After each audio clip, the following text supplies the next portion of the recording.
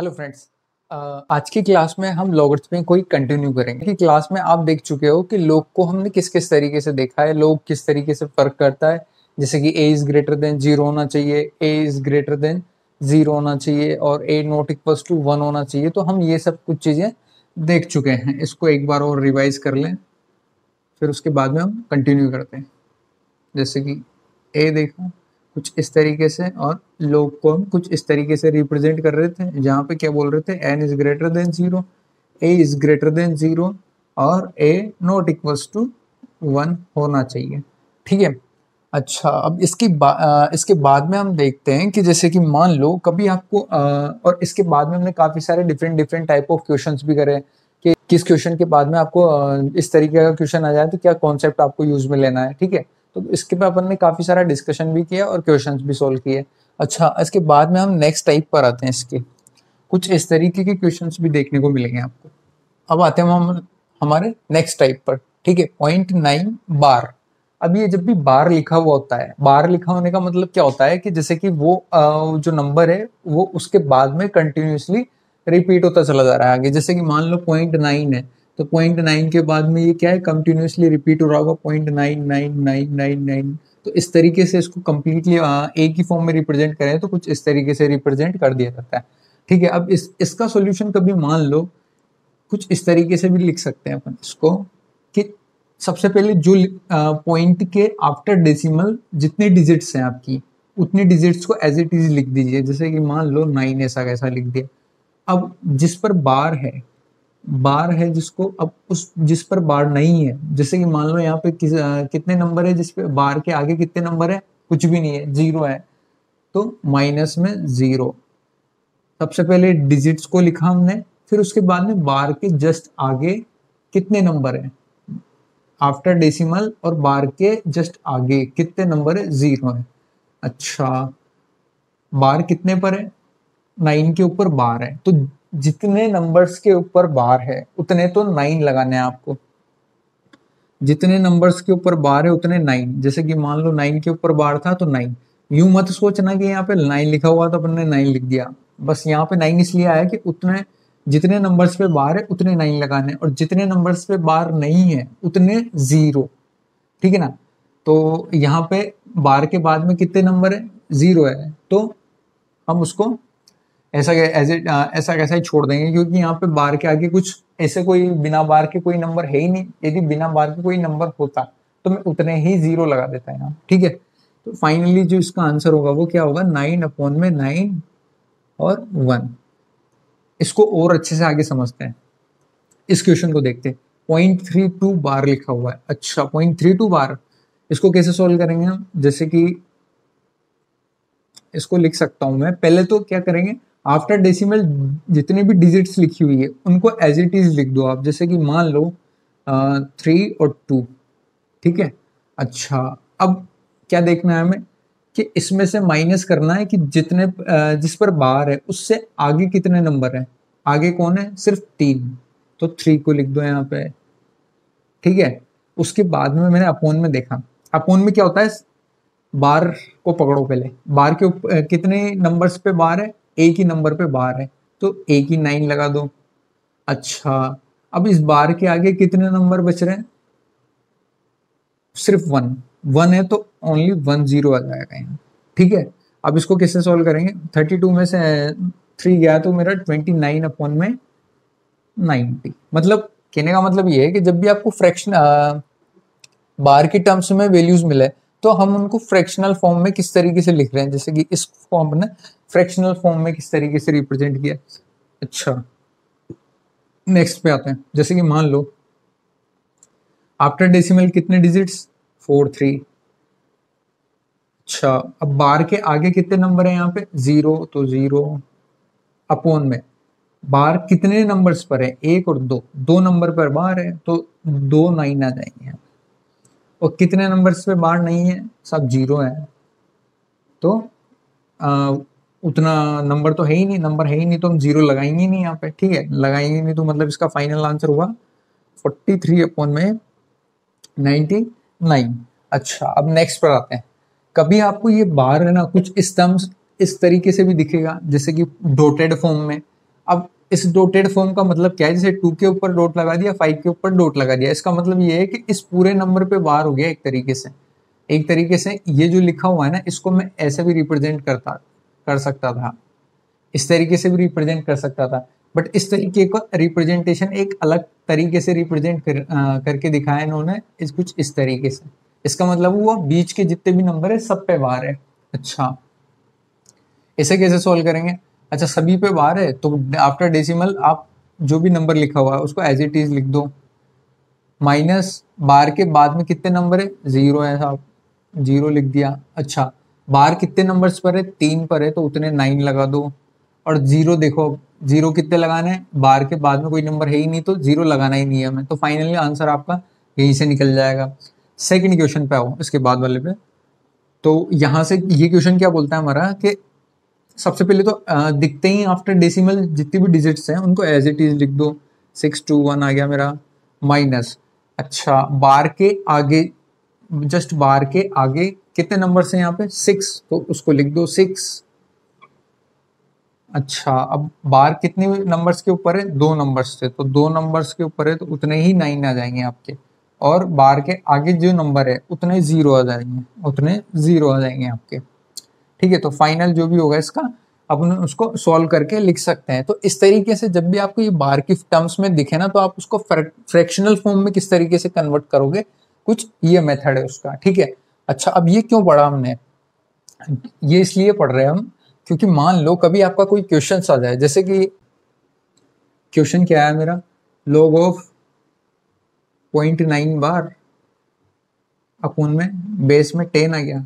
ठीक है। अच्छा, इसका सॉल्यूशन किस तरीके से करोगे आप, इसका सॉल्यूशन किस तरीके से करेंगे हम कि सबसे पहले तो 0.9 बार का मतलब मैंने समझा है कि हाँ सब ये होता है इसका 0.9 बार का मतलब। अच्छा, अब इसको अपन सॉल्यूशन पे चलते हैं। log ऑफ, अच्छा 0.9 बार को क्या मैंने यहाँ से इसको सॉल्व किया तो क्या 1 आ जाता है क्या? अच्छा, तो इसकी जगह पे मैं, इसका मतलब ये हुआ कि मैं यहाँ पे 1 भी रख सकता हूँ।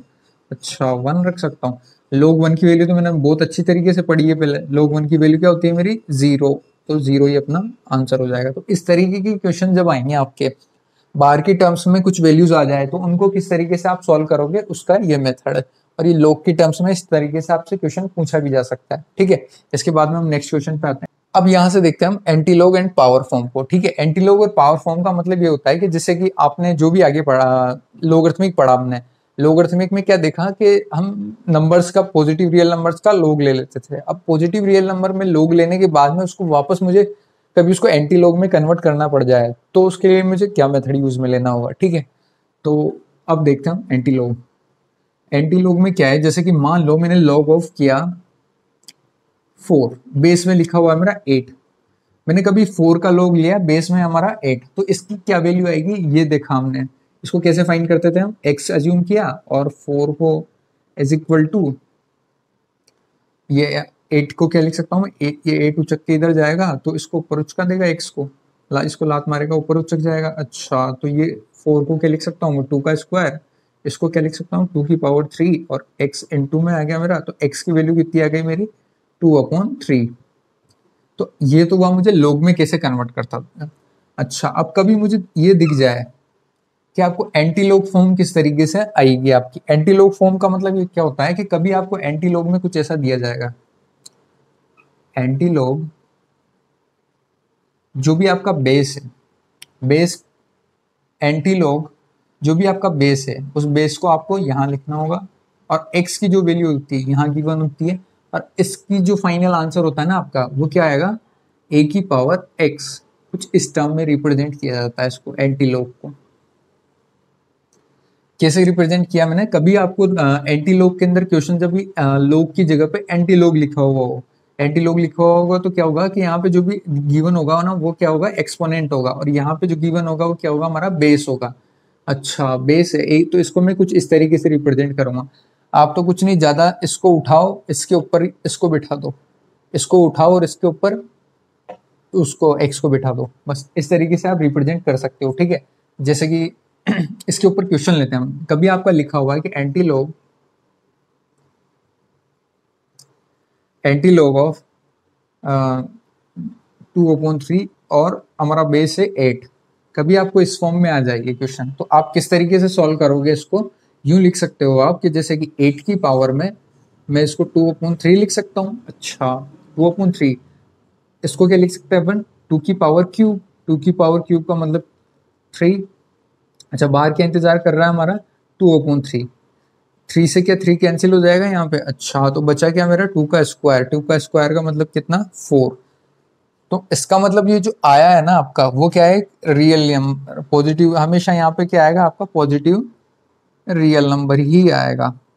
ठीक है, एक तरीके से हम ना फाइनली इस क्वेश्चन को इससे रिलेट करें तो यहाँ पे देखना, जब हमने 4 का लोग लिया, जब बेस को 8 लेते हुए तो उसका सॉल्व किया, तो ये हमारी एक्सपोनेंट टर्म आई थी 2/3। जस्ट इसी में मुझे मान लो पॉजिटिव रियल नंबर नहीं पता, ये नहीं पता, और मुझे बोला गया है कि आपकी जो x की वैल्यू है वो 2/3 है और बेस जो है आपका 8 है, तो इसको वापस उस नंबर में कन्वर्ट करके बताओ। मतलब जो आपने लोगरिथमिक फॉर्म में है ना ये, तो उसको एंटी लोग में कन्वर्ट करके बताओ। एंटी लोग में कैसे कन्वर्ट किया मैंने, 8 की पावर, इस फॉर्मूले को यूज में लेते हुए यहां से मैं वापस मेरे पॉजिटिव रियल नंबर तक पहुंच गया। तो रियल नंबर का आप लोग लोगे तो इस तरीके से एक्सपोनेंट को फाइंड कर सकते हो, और एक्सपोनेंट आपको पता है तो आप यहां से वापस पॉजिटिव रियल नंबर तक पहुंच सकते हो। तो ये तो वो दोनों का एक दूसरे का इनवर्स। ठीक है ना। अब इसके बाद में हम आते हैं नेक्स्ट।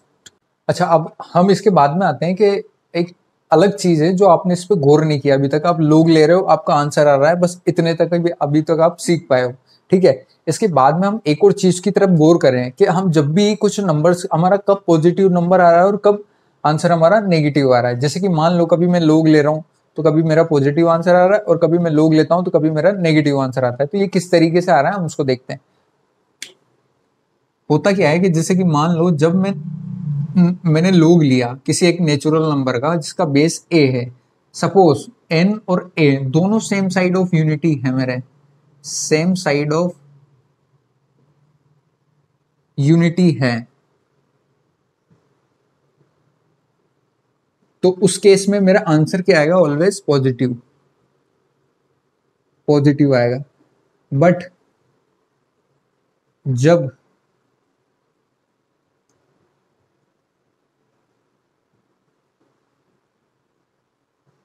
लोग एन और बेस ए गिवन है आपको, ठीक है, जब इन दोनों की value different side of unity है,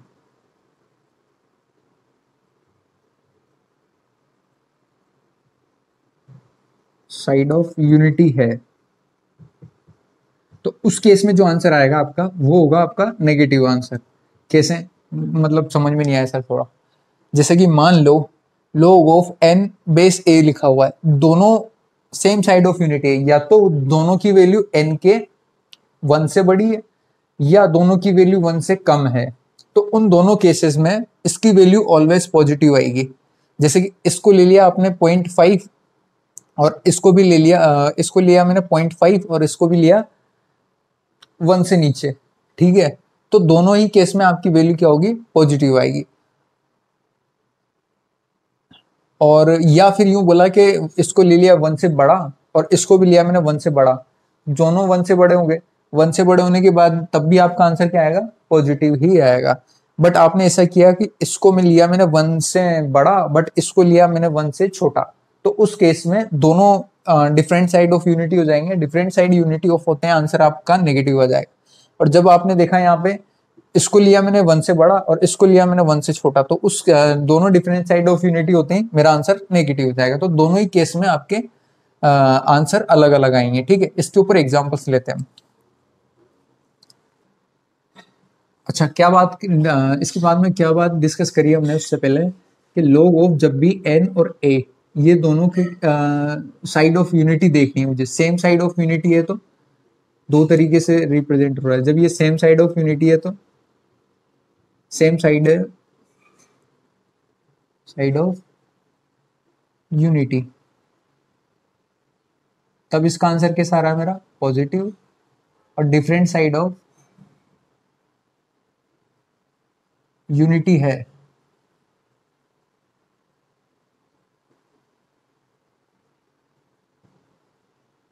तो मेरा आंसर कैसा आ रहा है, नेगेटिव। ठीक है, तो पॉजिटिव और नेगेटिव इस तरीके से। अब अच्छा, इसके बाद में हम क्वेश्चन लेते हैं कि log ऑफ 49√7 कुछ इस तरीके से लिखा हुआ है। देखते हैं, इसको सोल्व करें। सबसे पहले तो मैं इसको x अज्यूम कर लूंगा, ठीक है।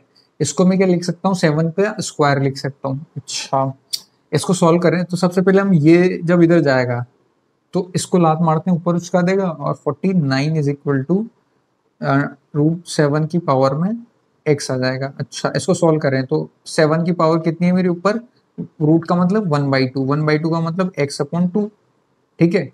अच्छा, इसको क्या लिख सकता हूँ मैं, 7 की पावर 2, और इन दोनों को कंपेयर करें हम तो 2 इज इक्वल टू x/2। यहाँ से x की वैल्यू आ जाएगी मेरी कितनी, 4, ठीक है। जो आंसर आया मेरा वो क्या है, मेरा पॉजिटिव आंसर आया। क्यों आया, क्योंकि ये देखना, ये 1 से बड़ा है, 49 1 से बड़ा है मेरा। अच्छा, और यहाँ पे √7 देखना, √4 की वैल्यू कितनी होती है मेरी, 2। तो जाहिर सी बात है, जब ये पॉजिटिव दे रहा है, इसका मतलब ये है कि इस √9 की वैल्यू कितनी होती है, 3। तो इसके बीच की वैल्यू भी जो आएगी वो पॉजिटिव ही आएगी। √7 की जो वैल्यू आएगी ना आपकी, वो पॉजिटिव ही आएगी, ठीक है।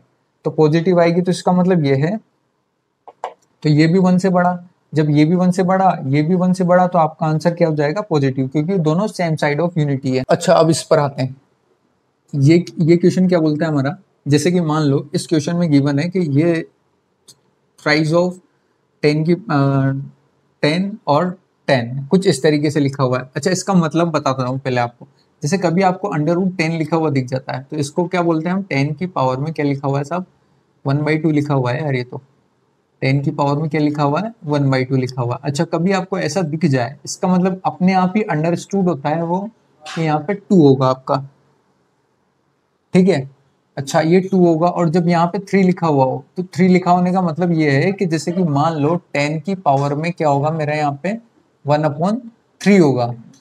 2 लिखा हुआ था तो 1/2 है, 3 लिखा हुआ है तो 1/3 है। कभी आपका 6 लिखा हुआ दिख जाए तो इसका मतलब है 10 की पावर में 1/6 होगा यहाँ पे, ठीक है। सिमिलरली इसको देखता हूं मैं, इसको देखता हूं तो क्या होता है कि जैसे ट्राइज ऑफ √10 लिखा हुआ है, इसमें क्या करेंगे कि इसको सबसे पहले मैं x अज्यूम कर लूं। यहां से क्या लिख सकता हूं कि ट्राइज ऑफ √10 कुछ इस तरीके से, और 10 की पावर में x आ जाएगा मेरा, ठीक है। x आने के बाद में क्या होता है, जैसे मान लो मैं इसको ऐसे लिखूं तो 10 की पावर में 1/3, और यहाँ पे 10 की पावर में लिखा मैंने x। अब दोनों 10 की पावर इक्वल हो जाती है तो आंसर क्या आएगा मेरा, बेस इक्वल है तो मेरे पावर को इक्वल कर सकता हूँ मैं। पावर को इक्वल किया तो इसकी वैल्यू आ गई मेरी 1/3, जो कि एक पॉजिटिव है। तो इन दोनों क्वेश्चन में 1/3 है, और ये जो 10 है वो दोनों क्या है मेरे, 1 से बड़े हैं, 1 से बड़े हैं, तो आंसर मेरा क्या आ रहा है, पॉजिटिव आ रहा है, ठीक है। अच्छा, यहाँ से हम नेक्स्ट क्वेश्चन को स्टार्ट करें। नेक्स्ट क्वेश्चन को हम देखें तो यहाँ से यूं देख सकते हैं कि जैसे कि मान लो लिखा हुआ है मेरा log ऑफ 1/8 और 1/2। यहाँ पे मैं इसको देखूं तो दोनों की वैल्यू क्या होगी हमारी, एक से कम ही है। अच्छा, दोनों की वैल्यू एक से कम है, इसका मतलब क्या हुआ कि सेम साइड ऑफ यूनिटी है। सेम साइड ऑफ यूनिटी है, इसका मतलब जैसे इसको सॉल्व करें, सपोज मैं इसको x अज्यूम करूँ, x अज्यूम करूंगा तो ये क्या आएगा मेरा, 1/8 इज इक्वल टू 1/2 की पावर में x। अच्छा, इसको क्या लिख सकता हूँ मैं, 1/2 की पावर 3, और इसको लिख दिया मैंने x। अच्छा, बेस सेम हो गए, बेस सेम हो गए तो इनकी पावर क्या हो जाएगी मेरी, इक्वल। तो x इज इक्वल टू कितना आ गया मेरा, प्लस का 3। सिमिलरली नेक्स्ट क्वेश्चन को देखें हम। नेक्स्ट क्वेश्चन को देखें तो क्या बोलता है, अच्छा 1/32 तो क्या है मेरा, इसकी वैल्यू क्या होगी, 1 से कम, लेकिन जो 2 है मेरा ये क्या है, 1 से बड़ा है। अच्छा, दोनों डिफरेंट साइड ऑफ यूनिटी है, एक तो एक से छोटा है और एक से बड़ा है।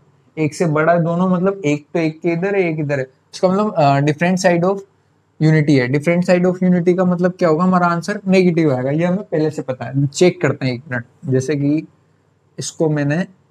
इसको अपन सॉल्व करें तो सॉल्व करेंगे तो इसको मैंने x अज्यूम किया। अच्छा, 1/32 इज इक्वल टू 2 की पावर में x। अच्छा, इसको क्या लिख सकते हैं, 1/32 को 2 की पावर 5 लिख सकता हूँ मैं इसको। अच्छा, 5 लिख दें,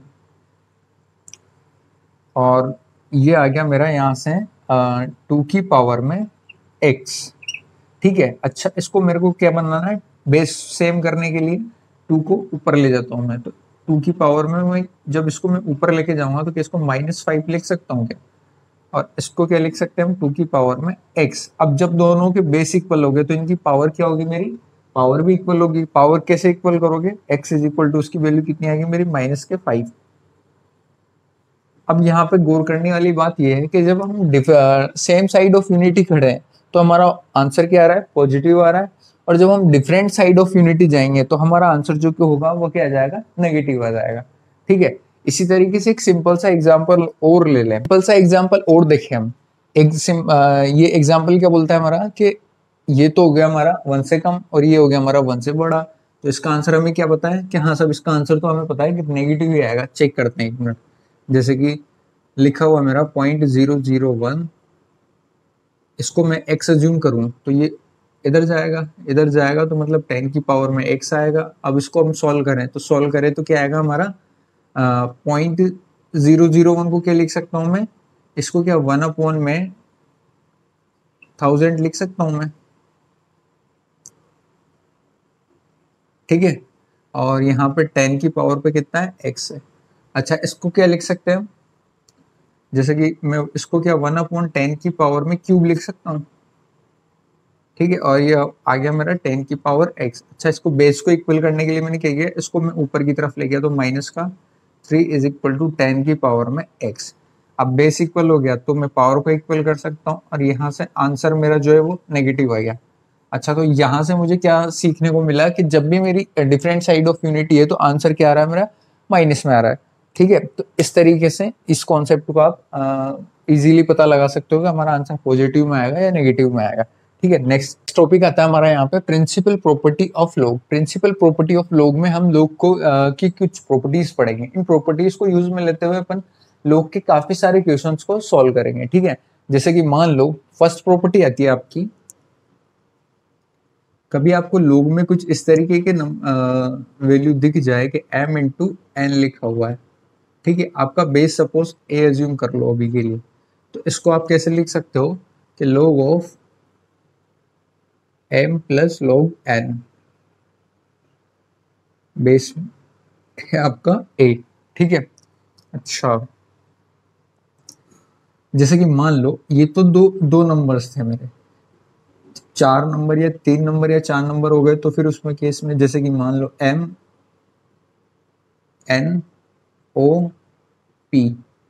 ये सब आ जाए तो उस केस में आप क्या करोगे, इसको कैसे लिख सकते हैं अपन, log of m plus log of n plus log of o plus log of p, कुछ इस तरीके से लिख सकते हैं हम।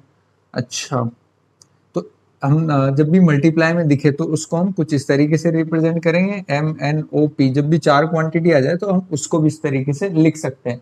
ठीक है ना।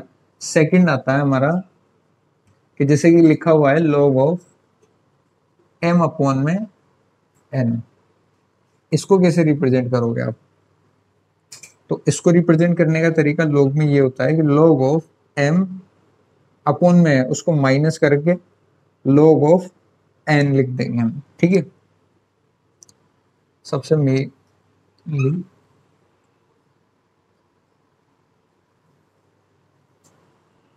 m अपॉन n लिखा हुआ है तो उसको लिखेंगे हम log of m minus log n। ठीक है, अच्छा कभी मान लो कुछ इस तरीके से टर्म लिखी हुई आ जाए log mn और नीचे लिखा हुआ आ गया op, तो उस केस में आप क्या करोगे, देखना इस केस को कैसे सॉल्व करेंगे। सबसे पहले तो क्या है, डिवाइड वाले को अलग अलग कर दें अपन। डिवाइड वालों को अलग कर दूं तो क्या मैं इनको ऐसे लिख सकता हूँ क्या, mn माइनस log op। अच्छा, ये दोनों मल्टीप्लाई में है, इसकी भी तो एक प्रॉपर्टी जानता हूँ ना मैं, तो इनको मैं प्लस करके लिख सकता हूँ। यहाँ पे प्लस करके लिखूंगा तो क्या लिखूंगा यहाँ पे, log of m plus n log of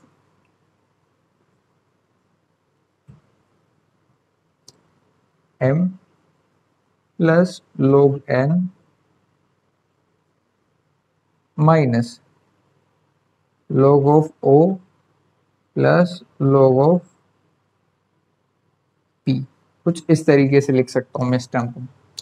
ठीक है, अब इसके बाद में आपकी जो नेक्स्ट प्रॉपर्टी आती है वो काफ़ी यूजफुल होगी आपके लिए। जैसे कि मान लो कभी लिखा हुआ है मेरा लॉग ऑफ, ये तो ही सेकंड, उसके बाद में अपन थर्ड प्रॉपर्टी देखते हैं क्या बोलती है हमारी, कि कभी भी आपको लॉग के अंदर कुछ इस तरीके की टर्म्स दिख जाए, जैसे कि मान लो लॉग ऑफ एम लिखा हुआ है यहाँ पे, और यहाँ पे लिखा हुआ है आपका एन बेस में। अच्छा, इनकी जो पावर है, एम की पावर सपोज एक्स है और एन की पावर जो है वो कितनी है मेरी, वाई है। तो इसको मैं किस तरीके से लिख सकता हूँ यहाँ पे, कि जो एम के ऊपर जो पावर है वो हमेशा उचक के आगे की तरफ आ जाएगी, तो कुछ इस तरीके से आएगी एक्स अपॉन जो बेस की पावर है, वो बेस की पावर जब उचक के आगे जाएगी तो वो हमेशा अपॉन में ही जाएगी, तो इसका मतलब ये आ जाएगा वाई। और बाकी की टर्म्स को अपन कुछ ऐसे लिख देंगे एम अपॉन में एन। ये काफ़ी यूजफुल प्रॉपर्टी है आपके लिए, आगे भी काफ़ी काम आएगी, और इससे आप 2-3 प्रॉपर्टीज को भी बना सकते हो। जैसे कि मान लो आ गया मेरा क्वेश्चन के अंदर log ऑफ एम और एन लिखा हुआ है, इसकी पावर एक्स दी हुई है मुझे। तो आप क्या जानते हो कि जब भी इसकी पावर पे जो कुछ लिखा हुआ वो उचक के कहाँ पे आ जाता है, आगे की तरफ। तो ऊपर की तरफ आ गया एक्स log ऑफ एम और एन। अच्छा, एन की पावर क्या है यहाँ पे, 1 है, तो आगे यदि मैं नीचे अपॉन 1 लिखूँ तो इससे कोई इफेक्ट पड़ेगा नहीं, तो इसलिए मैंने इसको ऐसा कैसा लिख दिया। अच्छा, तो यहाँ पे एम की पावर में एक्स था जो ऊपर से उचक के कहाँ पे आ गया, आगे की तरफ आ गया। अच्छा, कभी कभार जैसे कि मान लो ये टर्म आपको ऐसे भी देखने को मिल जाएगी कि जैसे ए लिखा हुआ है एम और एन, एन की पावर क्या लिखा है मेरा, वाई लिखा हुआ है। इसको आप कैसे सोल्व करोगे कि log ऑफ एम और एन जब ये आगे की तरफ उचक के जाएगा ना तो हमेशा अपॉन में जाता है, तो इसको मैं क्या लिख सकता हूँ, 1/y log of M N. और जब ऊपर था तो उसको कैसे ऊपर की तरफ जाएगा और नीचे वाला हमेशा नीचे की तरफ जाएगा। तो ये काफी इंपॉर्टेंट प्रॉपर्टीज है कुछ, इनको याद रखना हम। ठीक है, बाकी जैसे जैसे प्रॉपर्टी आपकी आती जाएगी वैसे वैसे उसको एक्सप्लेन करते रहेंगे हम। अच्छा, इतनी प्रॉपर्टी देखने के बाद में हम इसके आगे का पार्ट नेक्स्ट वीडियो में डिस्कस करेंगे। ठीक है, और ये क्लास हम यही ओवर करते हैं। Thank you.